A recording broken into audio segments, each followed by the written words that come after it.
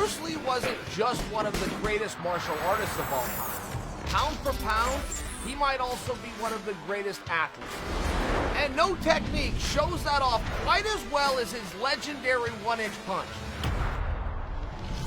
From just a finger length away, Lee could produce an impact that just didn't seem humanly possible. Visually, it's like watching a batter turn a bunt into a home run. In a move that lasts about as long as a flash of lightning, Lee could generate between 230 and 470 pounds of force.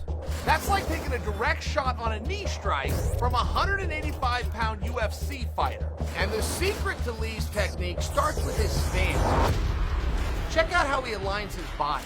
His hips and shoulders are turned, which creates a direct path from his back foot into his target.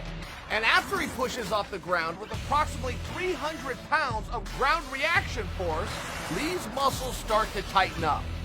Now, in a more typical punch, or even a quarterback's throwing motion, ground reaction force is used to help unwind the body around a pivot point. But in Lee's one-inch punch, his stance and contracting muscle groups ensure there is no pivot point. And like a Newton's cradle, transferring energy between its spheres, this maximizes the energy transfer from Lee's back foot to his fist. On a Newton's cradle, if there's too much space between the balls or they collide at different angles, energy is lost.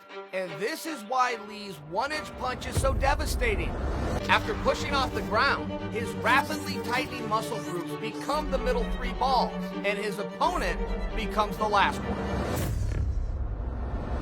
And the timing required to optimize this energy transfer is basically superhuman. Studies show the coordination and force on techniques like this are directly related to the amount of white matter in the brain.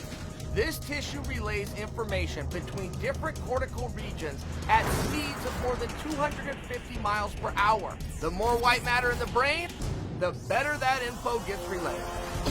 And while it's impossible to know how much white matter Lee possessed, this might help explain why most people, including elite athletes, just can't move like Bruce Lee.